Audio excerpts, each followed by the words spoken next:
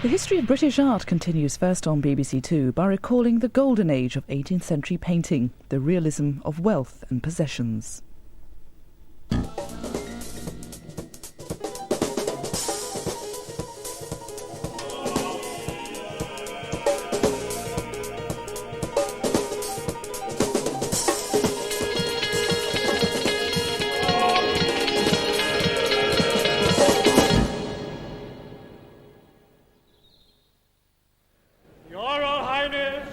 My lords and gentlemen, pray silence for the President of the Royal Academy, Sir Alfred Munnings. On the evening of the 24th of April 1949, Sir Alfred Munnings got drunk. Then, England's most outspoken painter got up on his favourite hobby horse to blow one final blast on his hunting horn. Your Royal Highness, my lords and gentlemen, I find myself a president of a body of men who feel that there is something in this so-called modern art. If you paint a tree, for God's sake try and paint it to look like a tree. Munnings' home, Castle House in Dedham, Essex, has been preserved just as he left it. The walls are covered with examples of his work. This is a corner of the world that will be forever Little England. And on my left I have Mr. Winston Churchill, and I know he is beside me because once he said to me, Alfred, if you met Picasso coming down the street, would you join with me in kicking his something? I said, yes, sir, I would.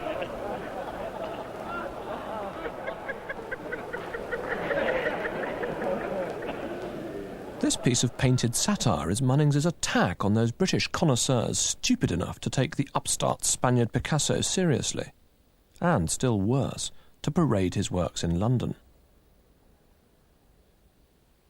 Munnings' antidote to what he saw as this modish claptrap still occupies pride of place at Castle House.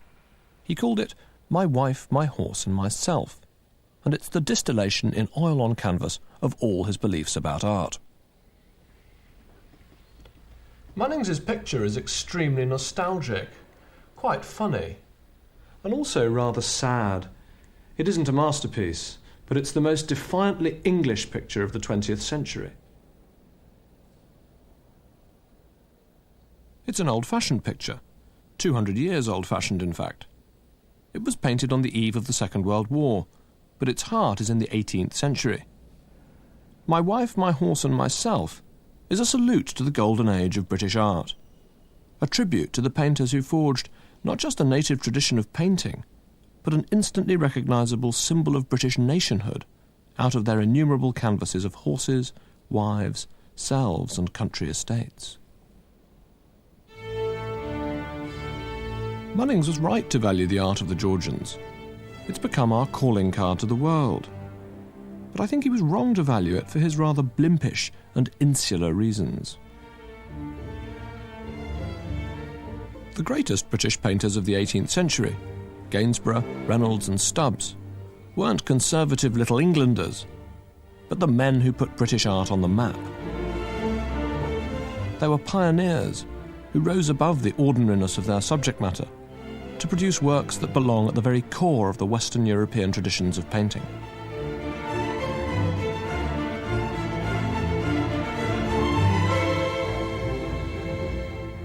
During the course of the 18th century, Britain became one of the richest and most powerful countries on earth. This was the age when the aristocracy became the ruling class. These were the men and women who'd finally emerged victorious from 2 centuries of religious and political upheaval. They'd survived the Reformation, the Civil War and the Glorious Revolution, and they'd learned from their history. Works of art and architecture were commissioned in unprecedented quantities. But never in European history have the upper orders of a great nation chosen to express themselves and their aspirations in such a quiet and toned-down way. They didn't build grand public monuments, like the French, but private country houses.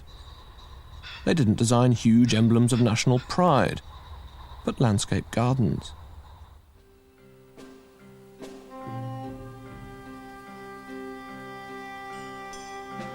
This is Stowe in Buckinghamshire, one of the greatest of Georgian estates.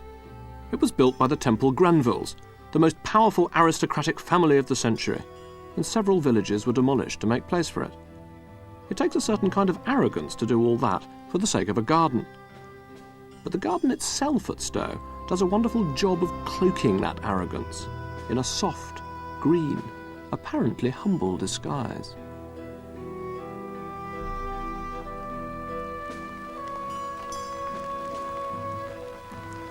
Oscar Wilde once said that the British were always talking about dull, ordinary things like the weather, or gardens, or cats and dogs, and always meaning something else.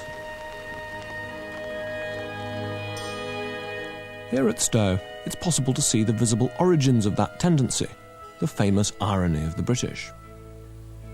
Stowe is full of signs and symbols, triumphal arches, obelisks celebrating British maritime supremacy, statues, and other kinds of monument.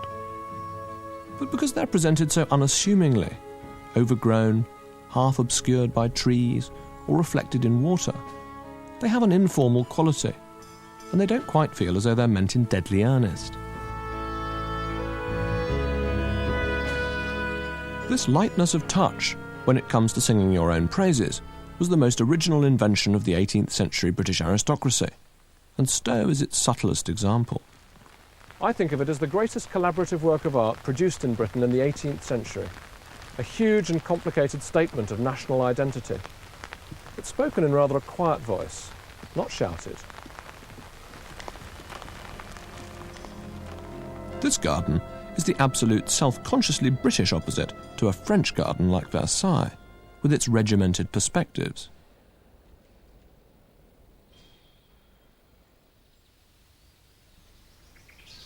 There's no such thing as a straight line here, and the mood is pensive and changeable. The most cunning piece of arrogant modesty at Stowe is here, in the so-called Elysian Fields, where there's a shrine to the great heroes of British history, from Alfred the Great to Walter Raleigh and beyond. But the joke is that this apparently jingoistic monument's been put at the bottom of a wet gully, in one of the most out-of-the-way corners of the garden. Only a people who really did believe in their own greatness could have carried off this kind of self-deprecation. But then perhaps you can afford to be magnanimous when you're running the largest empire in the world.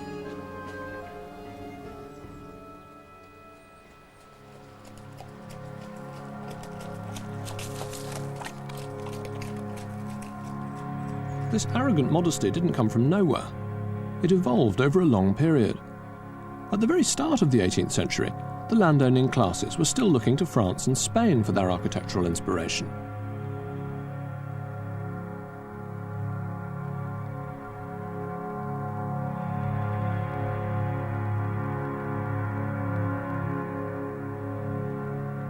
This is Blenheim Palace, designed in the early 1700s by Thomas Vanbrugh for the first Duke of Marlborough.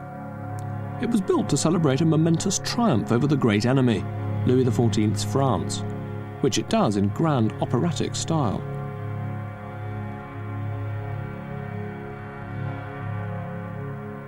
But this is the sort of palace that Louis would have built if he'd won the battle. Consequently, the British never really warmed to Blenheim. It was too French, too royal, too Catholic, and it would be one of the last houses built in this swaggering style. The sun had set on this kind of borrowed grandeur.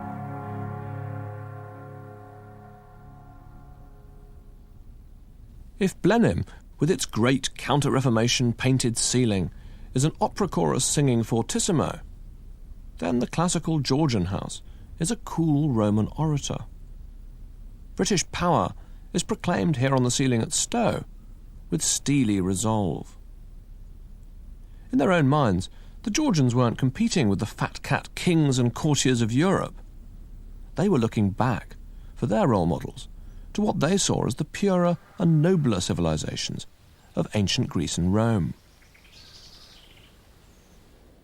The British aristocracy's dislike of foreign flashiness expressed itself most clearly at the level of scale.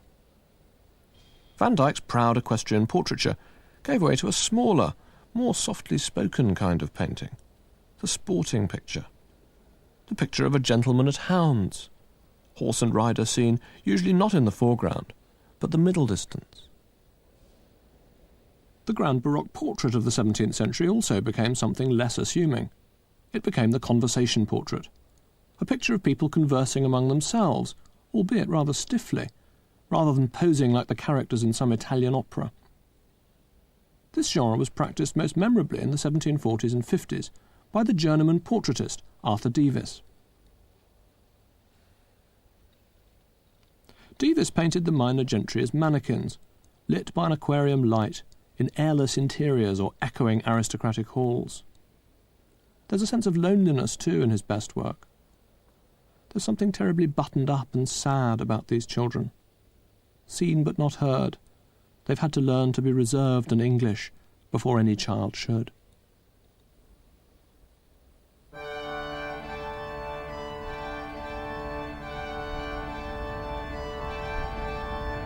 One of the best places to appreciate the qualities of Georgian restraint is here in Edinburgh. There's restraint in the very stones of this great city. The architecture of its Georgian squares and terraces is noble, but also rather reticent. Perhaps it's no surprise that some of the most memorably discreet pictures of the 18th century should have been painted by Scottish artists.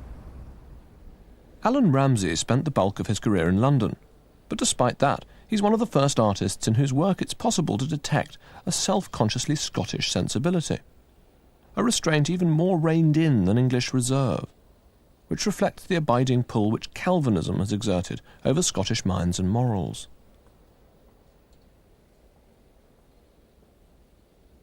Ramsay was the first in a line of exceptionally gifted and original 18th century British portrait painters, and he anticipated the work of Sir Joshua Reynolds in particular. His very finest works are portraits of women. And the finest of all is perhaps this picture of his wife, full of a sense of the secret, inward life of the individual.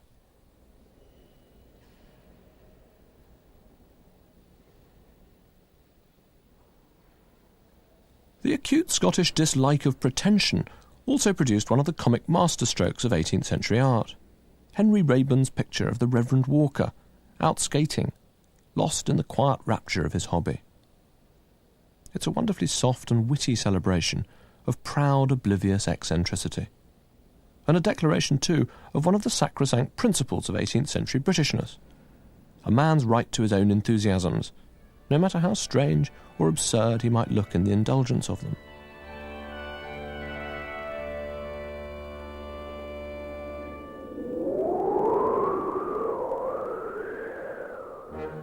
People who put on too many airs and graces have never been popular in this country, and the vengeful hostility of the British to those who set themselves up too high was very much a force to be reckoned with in the Georgian period, especially in a busy city like London, where the rich were particularly exposed.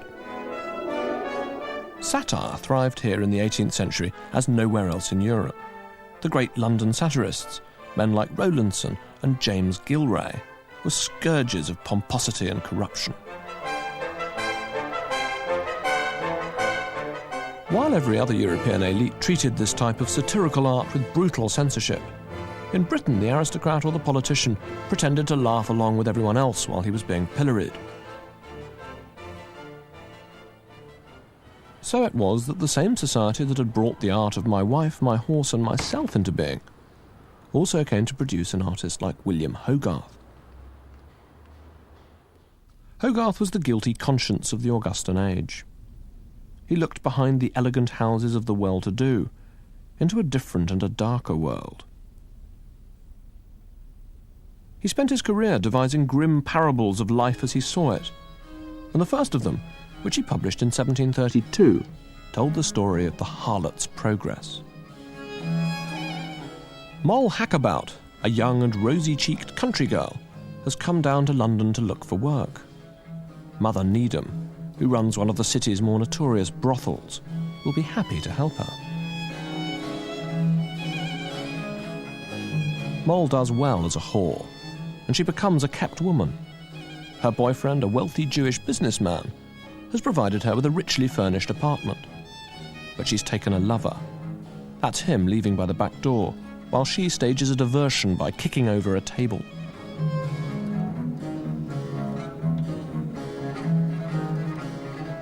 Now her lover's thrown her out, and she's got her own back by stealing his watch.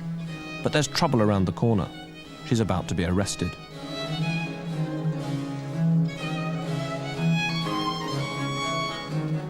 Now she's beating hemp for her sins in a house of correction. But Mole's life has been the kind of mistake that can't be corrected.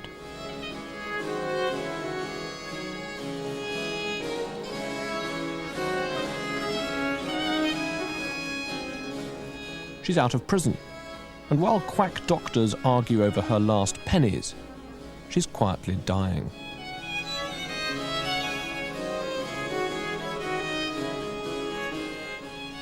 Now she's in her box, and the mourners have gathered round.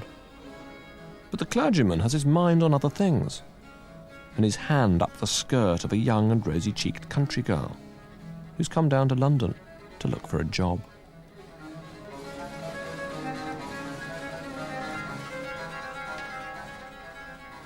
Hogarth was, in fact, the first British artist to have a public in the modern sense.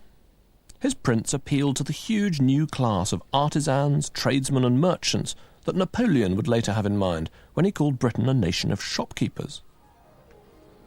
It's that part of the nation that's always loved to gloat over the misfortunes of others, that's always enjoyed seeing vice punished and believed that hanging's too good for 'em. Hogarth was an artist with the mentality of a hanging judge. Everything in his pictures is treated as evidence, to be registered, bagged and sealed. The rutting dogs stand for lust. The monkey symbolises adultery. The plucked chicken is the sign of the virgin who's gone astray. Even Hogarth's most apparently innocent pictures are laden with curious, ominous details, like portents of doom.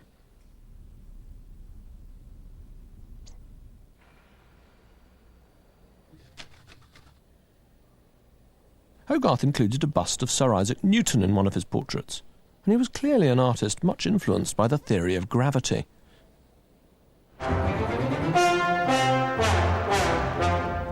Things are always falling in Hogarth's world.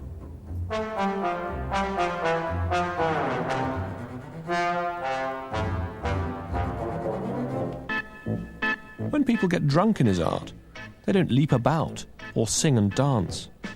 They slump. They fall over. Well, show me the way to the next whiskey bar. Oh, don't ask why. Oh, don't ask why.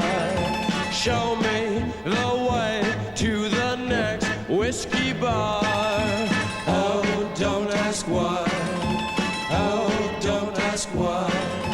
For if we don't find the next whiskey bar, I tell you we must die. I tell you we must die. I tell you, I tell you, I tell you we must die. The action in Hogarth's pictures almost invariably takes place indoors, and what an airless, oppressive indoors it is. The room is always a box. There's no escape. Hogarth lived his morality, as well as turning it on everybody else. And this severe self-portrait shows us just how little colour he allowed to intrude into his own world. Just a few dabs of flesh-coloured paint on a palette dedicated to grey and black.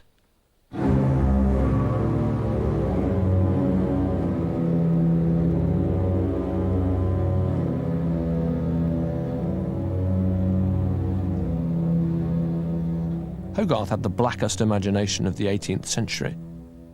This, his final work, is the artist's vicious goodbye to life.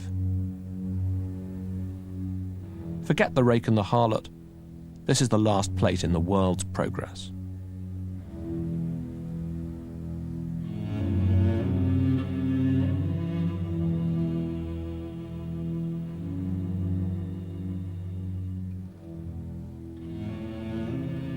The sun will soon be extinguished. Nature is used up and barren.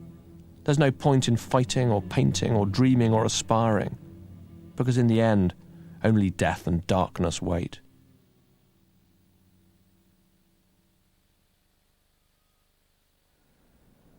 In fact, Hogarth's life and times mark a sea change in the history of British painting.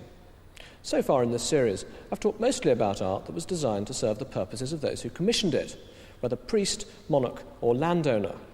From now on, I'll be talking a lot more about the purposes of artists themselves. The painter has come out from behind the canvas.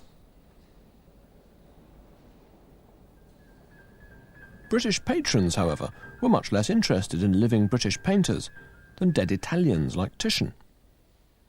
The Georgian period was a great age of art collecting, and the German immigrant Johann Zoffany's portrait of milords gathered in the Uffizi Gallery in Florence is a brilliant record of the aristocracy's greedy desire to own and enjoy the masterpieces of Renaissance Europe and classical antiquity. Looking at art was one of the few ways in which the British gentleman could indulge his sensual passions, and I think Zoffany understood that very well.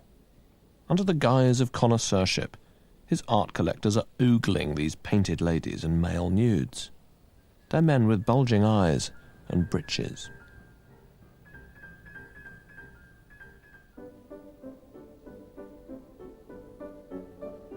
The letters and diaries of 18th century artists resound with complaints about their thankless lot, condemned to furnish the aristocracy with pictures of itself, its wife, and its dog.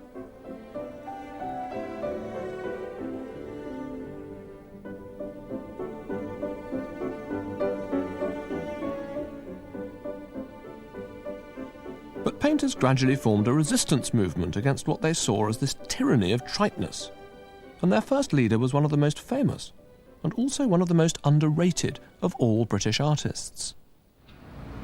William Blake described Sir Joshua Reynolds as a scoundrel and a knave, but nowadays people just tend to think of him as a monumental bore.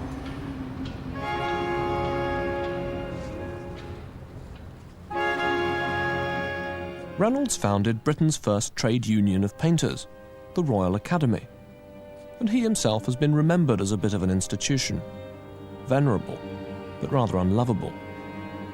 But I love him.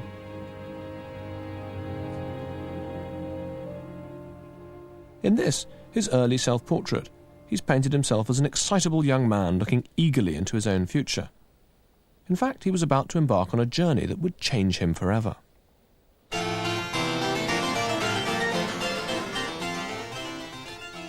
In 1750, Reynolds went to Italy, where he was entranced by the masterpieces of Italian Renaissance painting.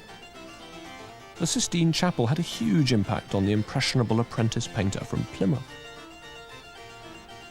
For the rest of his life, he'd regard Michelangelo as a virtual god, and these, his greatest paintings, as the Mount Olympus of art. While English milords went to Italy to buy, Reynolds went to learn. You can still sense the tremendous excitement his Italian experience aroused in Reynolds by studying the sketchbooks which he took around with him when he was there. He filled their pages with drawings of paintings by the old masters: Algardi, Domenichino, Ghirlandaio, Poussin. Reynolds took them back to England with him 3 years later, fired with the ambition to establish a school of British painters who'd at least attempt to live up to these examples. Throughout his later life as president of the Royal Academy, Reynolds would encourage younger British artists to aspire to higher things than mere portrait painting. He himself genuinely hoped that he'd be remembered for narrative paintings, like this huge picture of Macbeth and the Three Witches on the blasted heath. But it's a blasted wreck of a painting. The sad truth is that Reynolds totally lacked the imagination and the technical ability to tackle such large themes. To make up for it, he tried to make his pictures look old masterly by artificially aging them with vinegar and candle wax, with visibly disastrous results. But Reynolds did find a way of getting at least some of his ambition into his bread-and-butter portraiture. This is a Michelangelo which he'd copied in Italy. In England, it became this portrait of Mrs. Hartley and her son.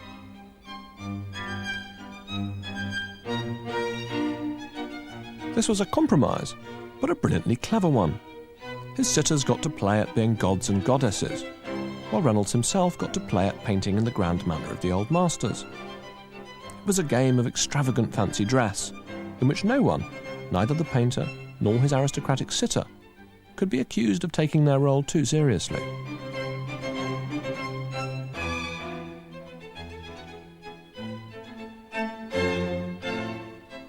Reynolds got richer and richer as the lords and ladies of Augustan England queued up to be turned into Apollos and Hebes and cupbearers to the gods. The most brilliantly ironic artist of his century, he was the quintessential painter of the age of arrogant modesty, forever putting subtle little jokes and disclaimers into the grandest-looking portraits.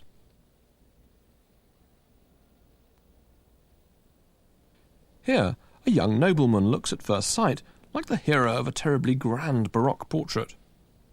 In his red velvet suit, he's flung an arm out across the landscape to show us all that he owns. Look again, and that's not actually what he's doing. He's thrown a stick for his dog, and his dog isn't impressed.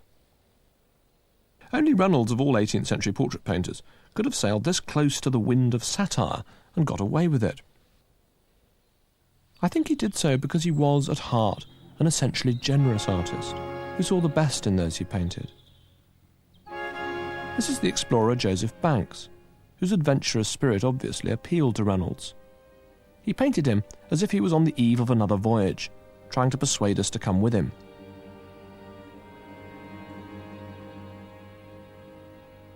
Reynolds could also be a wonderful painter of diffidence and difficulty. This is his portrait of Samuel Johnson, struggling to turn another elegant Augustan phrase. And this is Lawrence Sterne, the author of the great experimental novel Tristram Shandy, hiding behind the barrier of his wit, arming himself against the world with a raised eyebrow.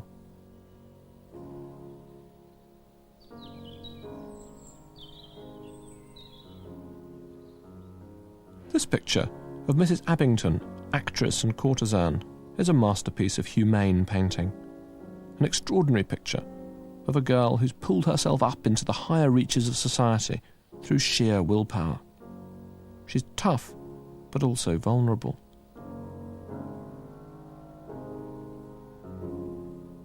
It's an image that's echoed down the centuries.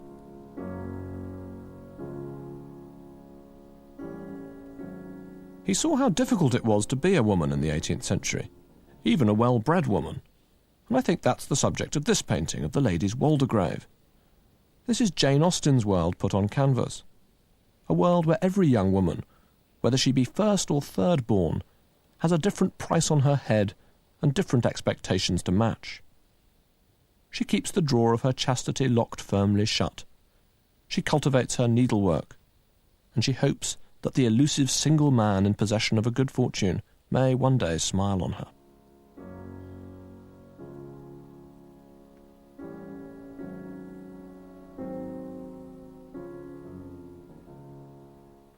But if I had to choose his very greatest picture, I think I'd choose his portrait of Mary, Countess of Bute. Reynolds hasn't painted her as an aristocrat, but just as an old lady, clutching her parasol with strange, subtle defensiveness. I don't know the background to this picture, and I don't particularly want to. She could be anyone, and that's the greatness of the painting. It plunges you into someone else's difficult life.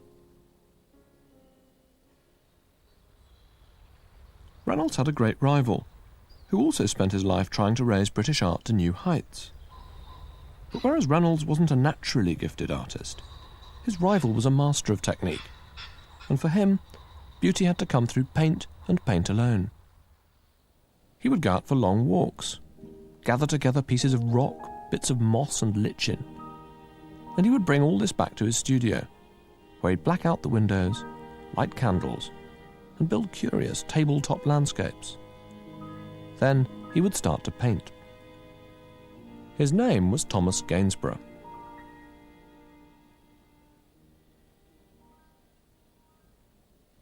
Gainsborough's favourite paintbrush was very long.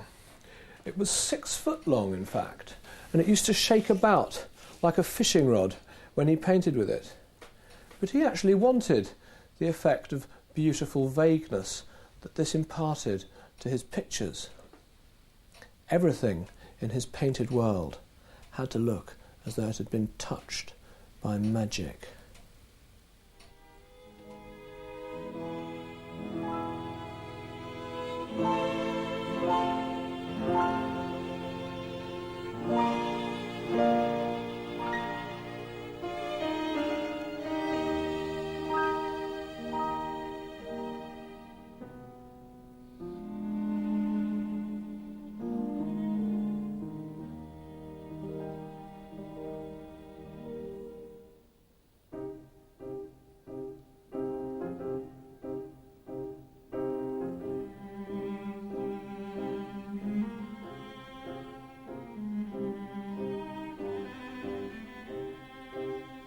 Having spent his childhood in Suffolk, he set up his first studio in Ipswich, where he made a steady but unspectacular living.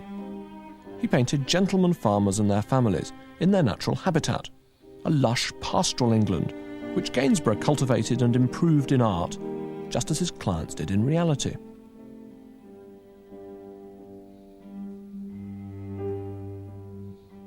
But there was always poetry in Gainsborough's soul.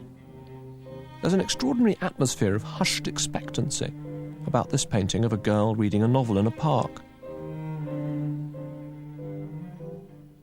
I'm always hypnotised by her look, and I've never worked out what it means.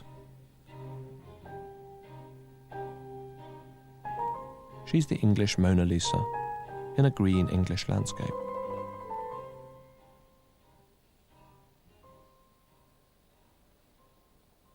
Mr. and Mrs. Andrews, one of the best portraits of his early career, is a picture which also, in many people's eyes, represents the very essence of Gainsborough. This is a marriage portrait, a gentle celebration of human fertility and the fecundity of nature. Mr. Andrews has an expression of complete self-satisfaction on his face. Mrs. Andrews has melted into a state of gorgeous languor.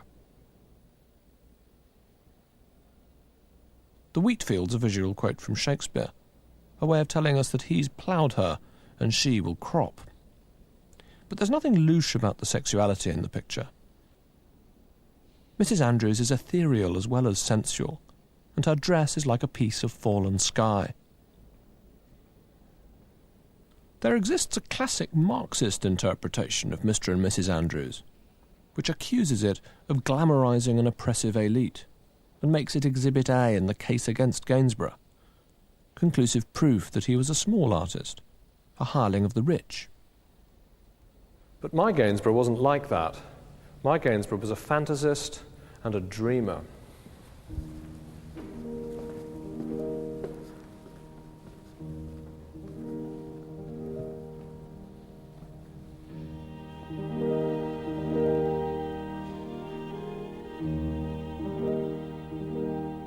How much higher he would rise, even than Reynolds, above mere portraiture. This picture of Mr. and Mrs. Hallett isn't a portrait.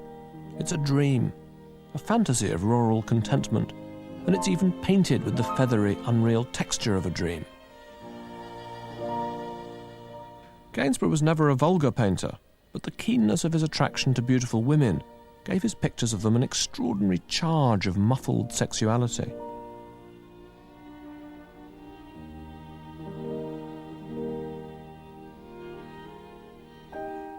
A mood of eroticism, which, because it's been channeled into the painting of a dress, or a neck, or a half smile or a gaze, is all the stronger.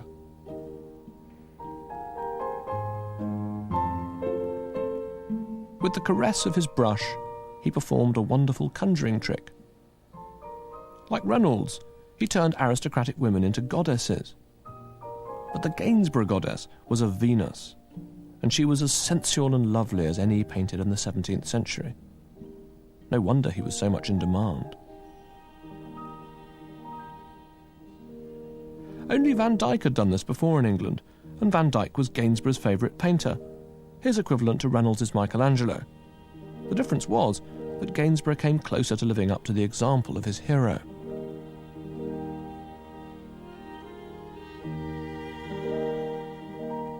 We know that Gainsborough thought an awful lot about sex. He used to sign letters to his lady friends, yours up to the hilt. Sometimes he would become so sexually aroused by a beautiful aristocratic sitter that he would have to go into town and buy himself a prostitute.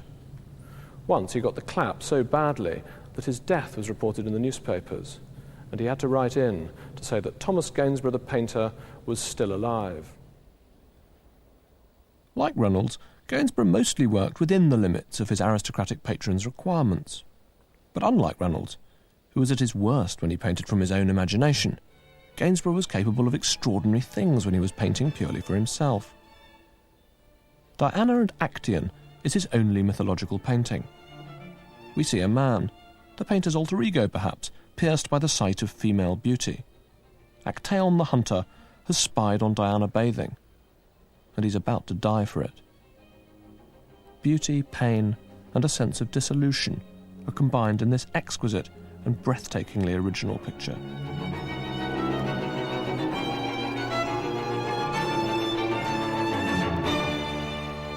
Everything here is turning into everything else.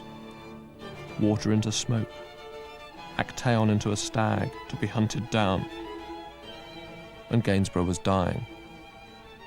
This was his last painting.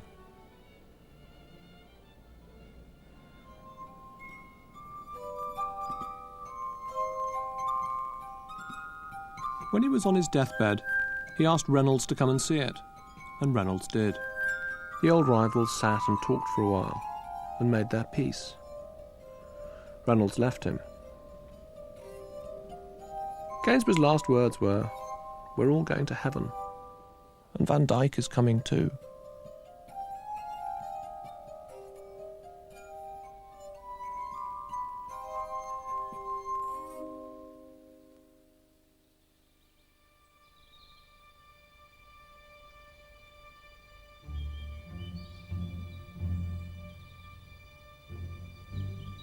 But another man was, in my opinion, the very greatest British artist of the 18th century. His name was George Stubbs.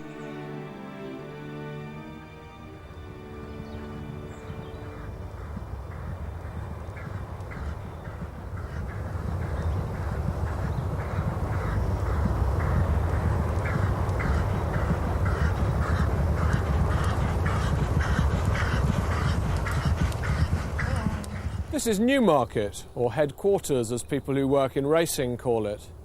It was Stubbs's headquarters too.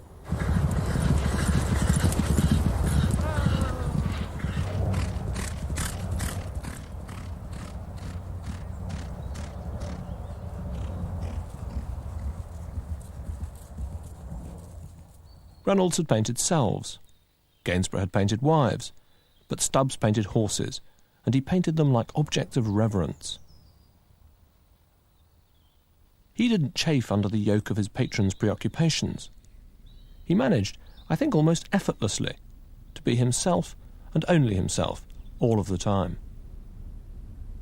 This is his picture of Gimcrack, the most popular racehorse of the time, winning the 3:30 at Newmarket on the 10th of July 1765. Stubbs painted it for Gimcrack's owner. It's a very old-fashioned painting in one sense. The horse and his jockey each appeared twice in it, once winning the race itself, once being greeted by the triumphant trainer and industrious stable lad. But there's a kind of melancholy at work here too. Only Stubbs could have painted this strange, rather sad, sleepwalking figure of a jockey. And the painter's left something out. He's left out the huge crowd that saw Gimcrack win his race.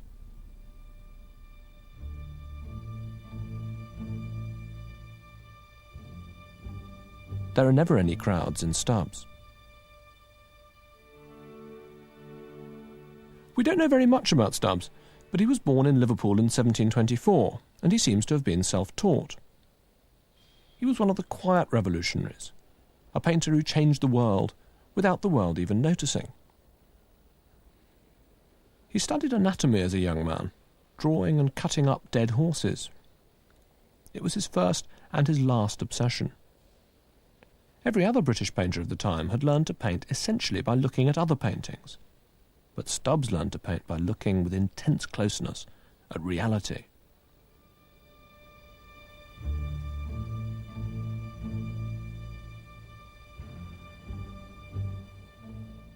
Stubbs painted horses. It's true, but it's only half true. His greatest pictures have a haunted, visionary quality, completely unique in 18th century art. They're paintings of what it means to be alive, of what it means to be.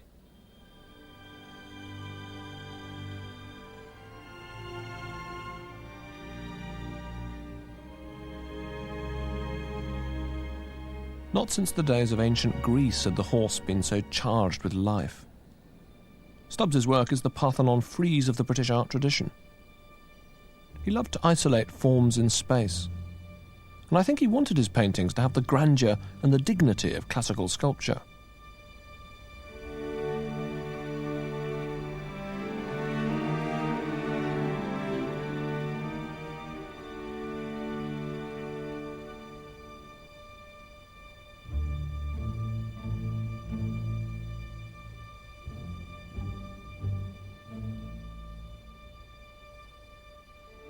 It's as if the intensity with which he saw things forced him to see them in a state of disconnection, cut off from one another, isolated. That's why the act of touching is so charged in Stubbs, almost electrically charged. The gap that separates all living things from each other has been bridged. A groom rests his hand on the flank of a horse to reassure or to comfort, but how much feeling Stubbs puts into this simple gesture. This is British art's equivalent to that great reaching, creating hand of God the Father that Michelangelo painted on the Sistine ceiling.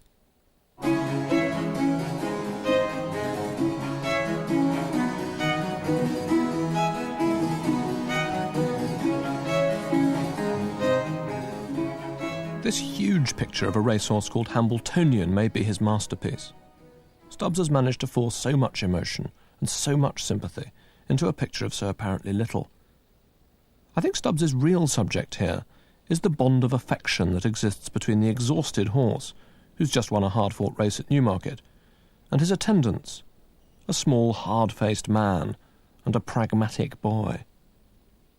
They've led their own hard lives, and their sympathy for the horse is their way of loving themselves.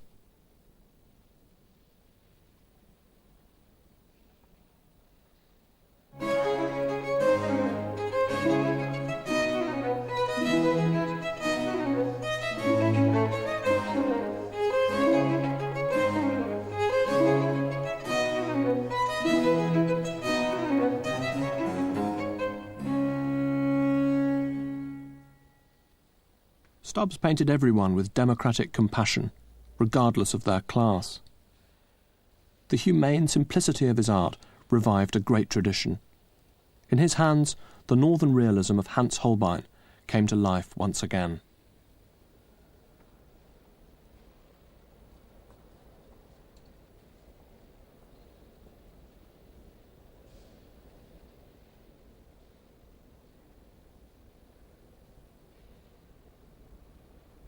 Many of the animals which Stubbs painted were the trophies of a newly powerful British Empire, symbols of the spread of British influence overseas, of the new worlds opening up before the gaze of men like Captain Cook and Joseph Banks.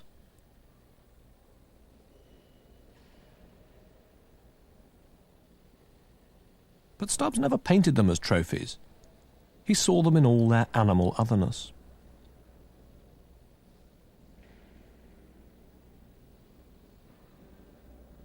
There's perhaps no more affecting image of loneliness, of confusion, of a sense of literally being out of place, than his extraordinary picture of a zebra amid the greens and russets of an English wood.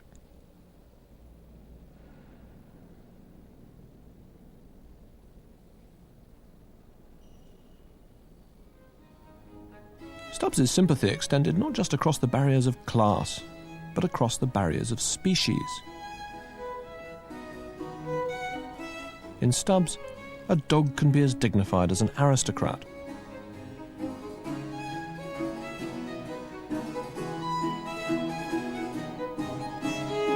Like Hogarth, Stubbs was a great leveller, but he was a much greater artist. In fact, he was one of the most brilliant poets of the British levelling imagination.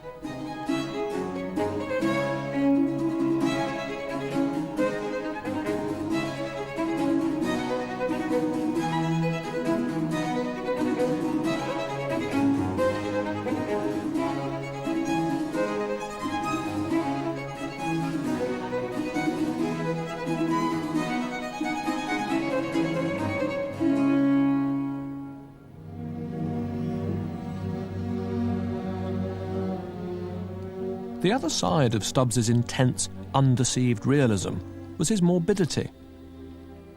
He became preoccupied almost to the point of obsession with the dangerous side of nature, with predators and violence. This portrait of the Earl of Clarendon's gamekeeper is one of his darkest and most troubled pictures. Ostensibly, it's a picture of the natural order, man at the top of the pyramid, his trusty dog beneath him. And beneath the dog, the animal that he eats to live.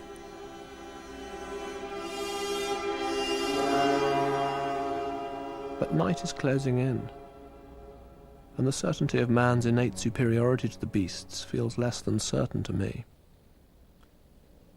You can feel the first tremors of a new age here, an age of doubt and uncertainty. Stubbs was a great artist, by which I mean more than that he was a great British artist. He was a great world artist. And that's where Sir Alfred Munnings made his great mistake.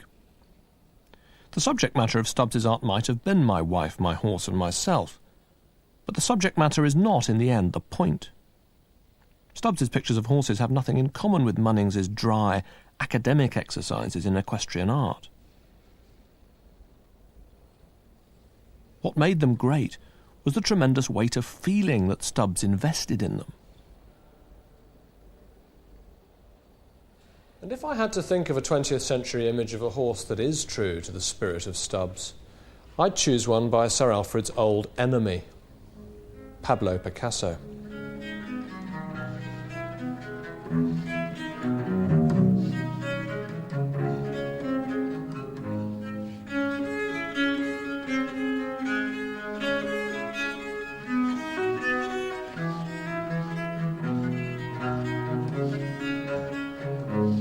Stubbs wasn't too complicated an artist, and in the end, I think he knew just a few things, but he knew them and he was moved by them, as profoundly as any painter has ever lived. What did Stubbs know? He knew that we're all just bodies moving through space, and he knew that finally we're all alone.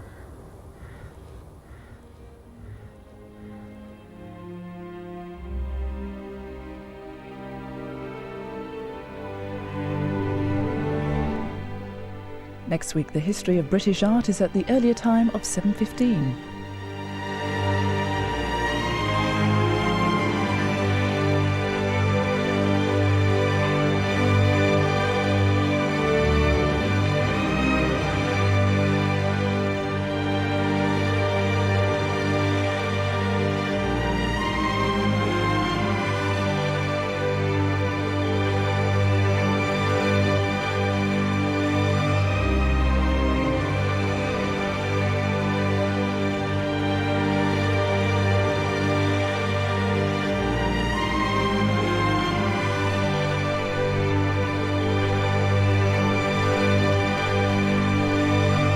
To learn more about the British art in this series and where to find it, please send a cheque or postal order for £3.50 to British Art, BBC Education, P.O. Box 7, London, W5 2GQ.